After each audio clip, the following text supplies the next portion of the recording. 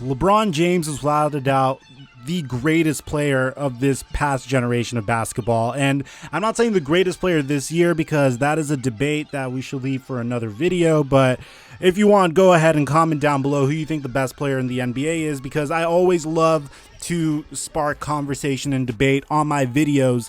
But LeBron James is without a doubt a first ballot Hall of Famer, and I'm sure we could all agree on that. There's nobody watching my video saying that, no, Mike, LeBron doesn't deserve to make it to the Hall of Fame, because he does, bro. Like, I don't care what anyone says. So I figured that it would be really interesting to go over the potential milestones that LeBron James could pass this year, and there's a lot of them. We all know that LeBron had a crazy offseason. Well, the Lakers had a crazy offseason, or Clutch Sports had a crazy offseason, you know, LeBron's agent Rich Paul's group.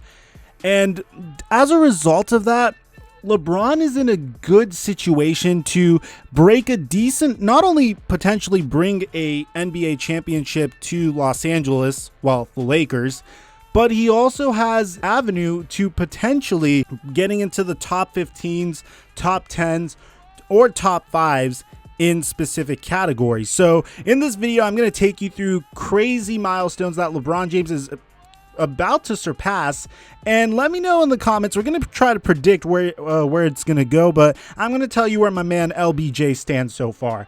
So let's start off at the top with points. For those of you guys that don't know, LeBron James is 4th all-time in points scored.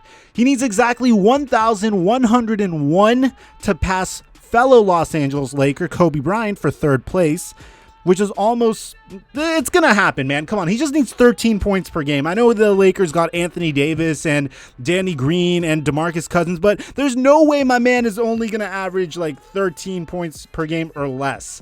You know, if he could even average 16 points per game if they do load management him, and he only plays 70 games, and he needs 4,386 to pass Karl Malone for 2nd place.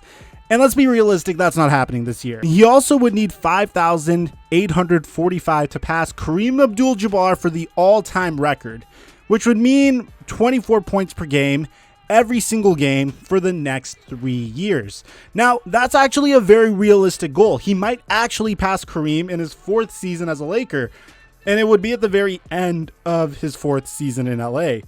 At the age of 37. Now, you have to understand there are some variables that need to happen for this to occur. LeBron needs to stay healthy, and his 1st season as a Laker saw him actually endure his 1st major injury. But assuming that that doesn't happen, and assuming that LeBron James is able to make it this season, or the next couple of seasons without any injury. There's an article that came out a while back about how much this guy takes care of his body. He invests about $1 million a year or something like that into taking care of his body. That, all things considered, he may actually be able to break Kareem Abdul-Jabbar's record. Now, speaking of points, let's go to where LeBron James is all-time in made field goals. Now, I know you might be thinking, Mike, that's very similar to points, but it's a separate category, man. A field goal is way different than just points, because you can get points at the free throw line, and field goals are real, like, actual buckets where you have to, like, get through a defender in order to, like, score. I personally see it as its own separate category, and he needs 300. He's 5th all-time in made field goals. He needs 354 baskets to pass Michael Jordan for 4th all time. And he's definitely going to be able to do this. There's no doubt in my mind that LeBron is going to hit 354 field goals this season. He needs 843 to catch Wilt Chamberlain for 3rd, which could happen if he has a great season.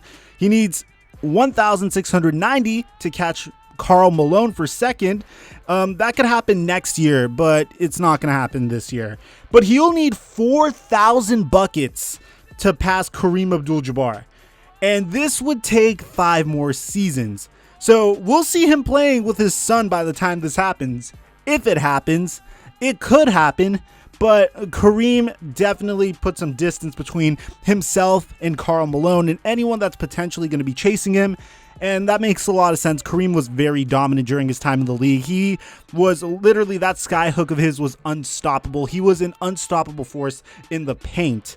And going on to the next thing that LeBron needs to do, and this isn't really something he's known for, and I don't expect this milestone to last, but we know for a fact that he is going to be within the top 5, maybe even the top 3 for points scored and made field goals. Now, moving on to 3-pointers made, this milestone may not last. Whatever he does, with the way the NBA is currently, I just don't see LeBron James being remembered for his 3-point shot making ability. There's definitely going to be way better 3-point shot makers and sharpshooters that are better than him, but it's a little harder to predict because players are going to be moving up and down a lot, and LeBron James' 3-point shot is very streaky. There's years where he is amazing at making them, and there's years where he is just missing, bro.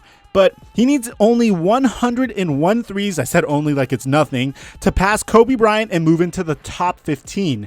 After doing that, he needs 104 to pass Chauncey Billups for 14th, which I don't see why he would not be able to do that in one night. You know, move from the top 15 to like maybe 14th. You're not going to believe who's at 13, man. It's actually really funny, but he needs 200 made 3-pointers to match J.R. Smith for 13th. And I think that could happen maybe next year, but I don't see LeBron making 200 3-pointers this year. That's just not something that he's really known for. To give you an idea, LeBron James in one of his better years, probably we're going to refer to his 2017 season. He made 124 3-pointers that season, and that was one of his better 3-point shooting seasons. So just to give you an idea of what he is as a 3-point shooter, that's where he stands. Now, moving on, I think he could potentially make it into the top 10 by the end of his career. And you're going to be surprised about this, but there's a chance that he can finish his career with more 3-pointers made than Kevin Durant. But at the end of this year, he'll have about 400 more made than Kevin Durant, assuming that he's continuing on the pace that he normally goes under. But I don't know. The 3-pointers are very hard to gauge. Another thing that's fairly hard to gauge is total rebounds. Now, this may shock you because it shocked me, but LeBron James is currently 62nd all-time in total rebounds. He needs 94 more to move into the top 60 and 447 to pass Vlade Divac for 55th. And that could happen potentially this season. If he really kills it on the boards and gets 650 this year, which is 8 to 9 rebounds a game, he could even pass Mel Daniels. I don't even know who Mel Daniels is. And he could move into the top 50. He'll never, ever catch Will Chamberlain. I don't think anyone ever will.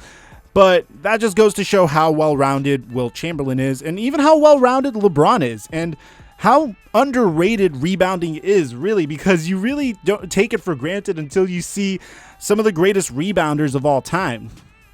Now, moving on into assists, we all know LeBron's known for his amazing playmaking ability, and he is 10th all-time in assists. So he needs 304 assists to pass Gary Payton for 9th, which he should be able to do. He needs 399 to pass Isaiah Thomas for 8th, which means he needs 5 to 6 assists per game. He needs 600 to catch the guy who is in 7th place, and this may be a little bit difficult considering the fact that this guy is currently on a team that is rebuilding, and he is the only star player on that team, and we don't know how it's going to be in the regular season, but the 7th place guy is Chris Paul, and at his current rate, LeBron will pass 10,000 assists sometime in his 3rd or 4th year as a Laker, and he might pass Magic Johnson, who has 10,141 assists in that 4th year. Now, again, this is assuming that he doesn't get injured. Moving on to steals, LeBron needs 14. He's 17 all-time in steals. He needs 14 more to pass Kobe for 16th, which he should easily be able to do. But he needs 119 to pass Mookie Blaylock, who is 13th, and 129th to pass, and I can't believe this, I never would have expected this, but Karl Malone. So if he averages 1.6 steals per game, he could pass Karl Malone. If my estimate is he'll probably finish 14th this year, and he'll move into the top 10 next year, unless, something bad happens. Now, LeBron is also 112th all-time in blocks. He needs 27 blocks this year to pass Scottie Pippen for 104th. And to move into the top 100, he'll need around 70, which is 1 per game. But honestly, these rankings can shift a lot this year, and there's a lot of active players that are currently around LeBron, so it's very hard to tell if he'll even crack the top 100. Now, ironically, LeBron James is 8th all-time in made free throws, which is kind of funny considering the fact that him missing free throws was a key story last year. And he needs 21 to pass Jerry West for 7th, 101 to pass Dirk Nowitzki, and he'll definitely get that unless if he just goes full Lonzo Ball on us this year or Rajon Rondo on us. He needs 194 to pass Michael Jordan, and he'll need 555 to get into 4th place, which passes Oscar Robertson. But that would require 7 made free throws per game, which could be possible, but considering the fact that LeBron's getting up there in age, I really don't know if his game is going to involve him getting to the free throw line a lot, especially because his free throws have been declining. And finally, last but not least, LeBron James is 4th all-time in career turnovers. He only needs 82 more to pass John Stockton for 3rd place, and 102 more to pass Moses Malone, which is probably a sure thing. He would need 362 to claim the all-time record from Karl Malone, which is 4 to 5 turnovers per game. That probably won't happen, but probably at the end of next year or the year after, we can see LeBron James as the all-time turnover leader. So to recap, by the end of this coming season, LeBron James will be top 5 all-time in points, made field goals, made free throws, and turnovers. He'll also be top 10 all-time in assists and top 15 all-time in steals and three-pointers. And if LeBron James stays with the Lakers for all 4 years of his contract, he will probably pass Kareem Abdul-Jabbar's points record and pass Magic Johnson to move into top 5 for assists, both in that 4th year, potentially even in the same game. So let me know what you guys think, man. Do you think LeBron James is going to definitely pass some of these milestones? Where do you think he's going to end up? And of course, if you're new to the channel, be sure to subscribe. I'm your boy, Theflightmike, and until next time, I'll catch y'all later.